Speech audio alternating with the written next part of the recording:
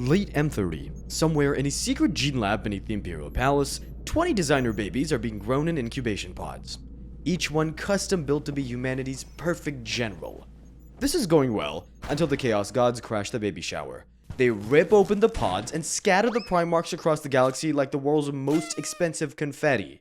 One pod lands on Macragge, a civilized world in the Eastern Fringe where people actually have functioning sewage systems and don't immediately try to eat strangers. Inside, a baby who's already doing math. The hunters found him and handed him to Consul Connor Guilliman, the planet's co-ruler, and he takes the baby as his own and names the boy Roboute. Great one. By age 10, he's mastered Macragge's entire philosophical canon, military doctrine, and economic theory, and most kids his age are still figuring out shoelaces. While other primarchs were learning to scream and stab things on their own planets, Roboute was filing infrastructure reports and leading his first military campaign. The Illyrium tribes up north, barbarians who think governance is a type of food. He occupies their shrines, duels their chieftain honorably, returns a sacred artifact, and negotiates a treaty. The most aggressively reasonable conquest in human history. He returns home ready to present his strategy reports to Connor. Instead, he finds his adoptive father bleeding out in the Senate chambers. Co-consul Gallon staged a coup while Roboute was gone. Classic political backstabbing, except the backstabbing was literal. Roboute crushes the rebellion within a single night, executes every traitor personally, becomes sole consul before Connor's body is cold. Instead of becoming a vengeful dictator, Roboute reforms the entire planetary government. Meritocracy replaces nepotism. Economic restructuring replaces corruption. He punishes the guilty, but also fixes the system that created them. And if he builds it right, no one else will have to bleed like Connor did. Within a decade, Macragge transforms from just functional to a utopia. But one perfect world surrounded by chaos? That's just a target. So Roboute starts expanding. Conquest when necessary, trade when possible, diplomacy when it saves ammunition. Over the next few years, things expand. 10 worlds, 50, 100. By the time the Emperor finally arrives in 837 M30, Roboute's built Ultramar, a growing realm of worlds around Macragge with working infrastructure, universal education, and tax codes that actually make sense. The Emperor steps off his golden flagship, surveys the entire operation, and assigns Roboute the 13th Legion, now renamed as the Ultramarines. Yes, that's the gist of how this father-son reunion goes. Roboute takes his legion and sets up at the fortress of Hera. Ultramarine power!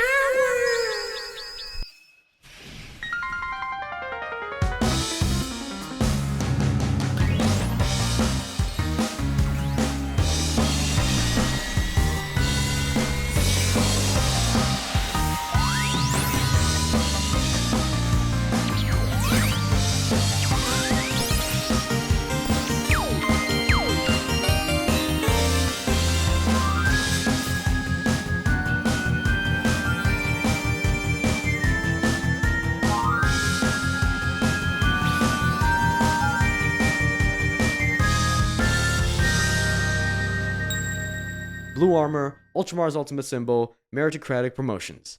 Competence gets rewarded, incompetence gets logistics duty.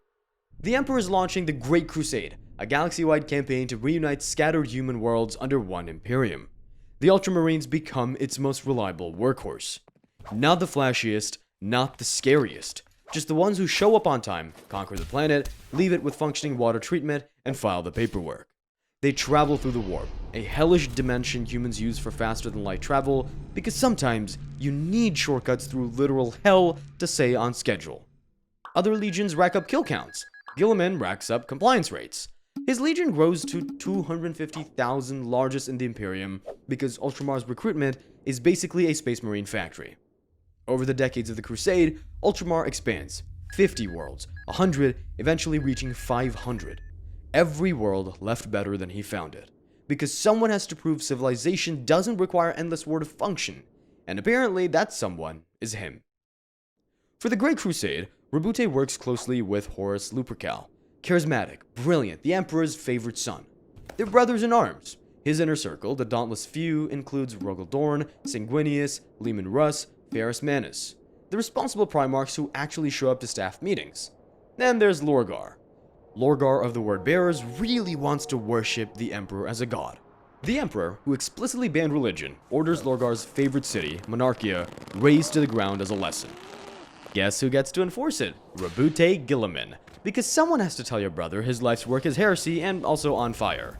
Lorgar kneels in the ashes of Monarchia. Guilliman stands there in full armor wondering if this might have consequences. Spoiler, it does. But for now, the crusade reaches its peak at Ulanor, the site of the biggest orc invasion in galactic history. The Emperor and Horus fight side by side, crush the Green Tide, claim ultimate victory. Then the Emperor promotes Horus to War Master, supreme commander of all legions, and returns to Terra for important work he refuses to explain. Just leaves Horus in charge and disappears into his basement. This will definitely not cause problems. And then Horus betrays the Emperor. Guilliman doesn't find out immediately because warp travel is the galaxy's worst postal service and Horus controls most of it now. So by the time word reaches Ultramar, half the legions have picked sides and the galaxy's burning. Then a message arrives from Lorgar himself. The message: coordinate our response to Horus together, brother to brother. Guilliman, practical, logical, still believing primarchs can work through their issues, agrees. They all assemble at Calth for a briefing. Calth is a beautiful world in Ultramar, perfect for fleet logistics. Also perfect for an ambush. The word bearers open fire when the Ultramarines are still docked and unarmed. Ships explode in orbit. Thousands die before they understand what's happening. Guilliman's fleet burns, crippled, falling apart in space. He makes it to the surface with whatever survivors he can grab. The word bearers are already there, wearing the same blue they wore at Monarchia. Just to twist the knife. But they're not just here to kill Ultramarines. No, they're here to summon something. Corphiron, Lorgar's second-in-command, activates a ritual. The sky tears open. A warp storm the size of a solar system erupts across Ultramar. The Ruin Storm. It cuts off entire sectors, isolates Ultramar from the rest of the galaxy, makes warp travel impossible. Guilliman can't reach Terra, can't reach the Emperor, can't even send a message. He's trapped. Corphiron stands there gloating about divine vengeance and the Emperor's lies. Guilliman reaches in his chest and rips out his heart. Like, literally, he actually just, Corphiron collapses, screaming, bleeding, dying until his word bearers drag him into the warp before the killing blow lands. Chaos magic, the ultimate health insurance. Guilliman retakes Calth's defense silos, stabilizes what's left of his fleet, and realizes the horrifying truth. Ultramar is isolated, and the world bearers are still inside it. Worse, they brought friends. The Shadow Crusade begins. Word bearers and world eaters, Lorgar's religious psychopaths, carve through Ultramar. Guilliman pursues them world to world. He arrives at Armatura, one of Ultramar's greatest worlds, just in time to watch the orbital bombardment. Population, 7 billion. Casualties, 7 billion. Every planet after that is the same story. They lead him to Nysiria, which is the homeworld of Angeron, Primarch of the World Eaters. Guilliman catches Lorgar there, and finally they duel. Guilliman's winning because Lorgar's a preacher, not a fighter. Then Angeron shows up, except Angeron's not Angeron anymore. He's a demon prince, 12 feet of warped twisted muscle, wings, and the kind of presence that makes reality apologize. And then Guilliman fights this near god tier juiced up Angeron and somehow doesn't die immediately. That's the good news. The bad news, he loses. Badly. His brothers drag him out before Angeron deletes him for good, and Guilliman has to retreat while Ultramar burns. He spent the entire crusade building a perfect system, and Lorgar demolished it in 3 months. With no way to reach Terra, no idea if the Emperor is even alive, and half his legion dead, Guilliman does the unthinkable. He builds a backup Imperium, Imperium Secundus. His logic: if Terra fails, humanity needs a center. If the Emperor dies, someone has to hold the line. If he's wrong and Terra still stands, he'll explain later, assuming anyone's left to execute him for treason. So they make a contingency government on Macragge using the Pharaohs, an ancient Necron lighthouse, to guide loyalist fleets through the warp. But he refuses to crown himself Emperor, offers it to Sanguinius instead, because Sanguinius is the only one everyone actually likes and also has wings, which pulls well.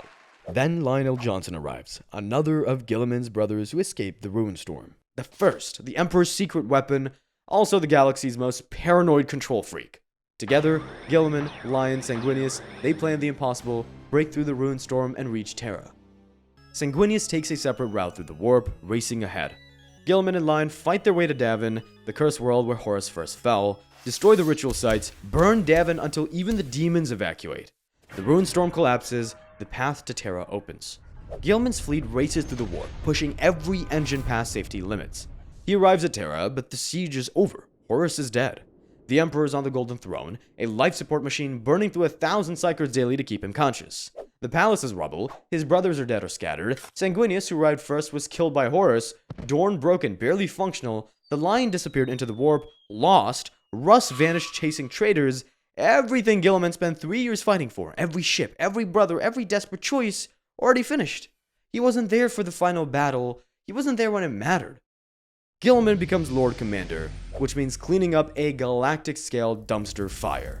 He launches the Scouring, hunting down every traitor legion that scattered after the siege. For containment, I think. While doing that, he writes the Codex Astartes. Comprehensive doctrine for organization, tactics, and limitations. The keyword, limitations. The problem with the Horus Rebellion was that half of the legions followed one guy into damnation. Never again. Years pass, the Imperium stabilizes, but Guilliman sees the cracks. His systems work, for now, but what happens when he's gone? What if another Horus rises and there's no one competent left to stop him? The second founding splits every legion into 1,000 Marine chapters, each independent, each loyal to different worlds and masters. The Ultramarines alone get divided into 23 new chapters. His brothers hate this. Rogel Dorn, who just went through hell in the rebellion, sees it as punishing loyal legions for Horus's sins. Almost starts another civil war. Guilliman's response, I'm trying to save you from yourselves. Dorn eventually agrees. Barely, the Codex becomes law. A system designed to outlast any one leader, so the Imperium never has to rely on another Horus, or another Guilliman. He's building himself obsolete. That's the plan anyway. He quietly commissions the morally flexible tech priest Belisarius Kahl with a secret project. Improve the Space Marines, prepare for the impossible. Nobody else knows. For a while, the Imperium continues its fragile peace. Until 121 M31, Battle of Thessalia. The other Primarchs are back. Fulgrim, once a brother, now Demon Prince, ambushes him. They duel. Fulgrim's faster, stronger, and doesn't play fair, drives a poison blade into Guilliman's throat. Chaos tainted, the kind of wound that doesn't heal. And now, he's dying.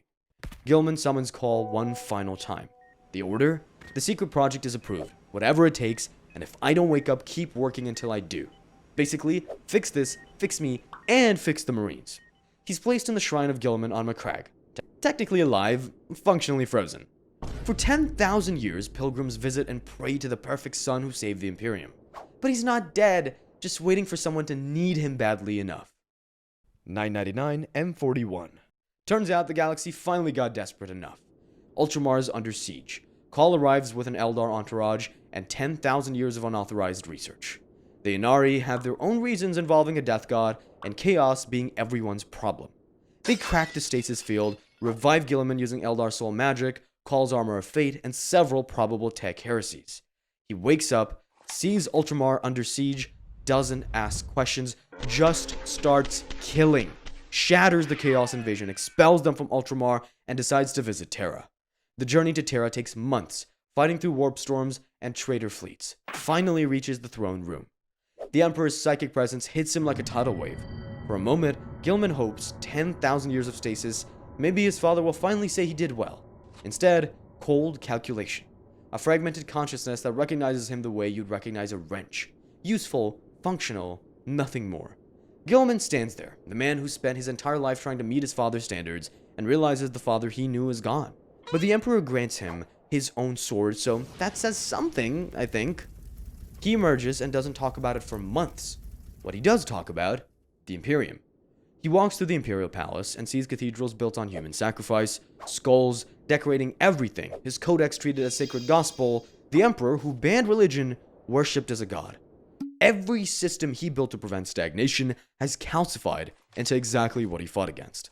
He becomes Lord Commander, Imperial Regent. Because someone has to. He then defends Terra at the Lion's Gate, organizes the government, reunites with Kahl, who's finally completed the Primaris Marine project, the one Guilliman commissioned 10,000 years ago. Upgraded Space Marines use tech that technically is heresy, but nobody's supposed to improve on the Emperor's original design. But they're bigger, tougher, and exactly what's needed. He approves it, wondering when he became the kind of person who authorizes tech heresy, but the show must go on.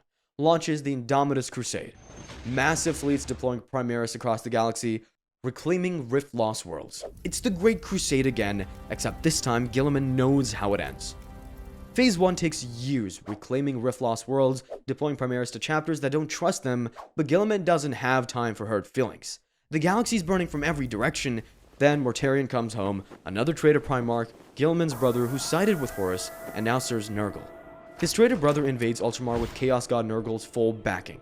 Plague Marines, demon engines, diseases that would make you put that lunch away. The Plague Wars turn his rebuilt realm into a petri dish. At Lax, Mortarion ambushes him. They duel. Mortarion stronger, faster, fueled by warp corruption and 10,000 years of spite. Drives the Godblight into Guilliman, Nurgle's personal plague designed to kill Primarchs. Guilliman's dying, again. Then the Emperor intervenes, not gently. Psychic fire burns through Guilliman's veins, incinerating the plague from the inside out. It feels like being unmade and reforged simultaneously.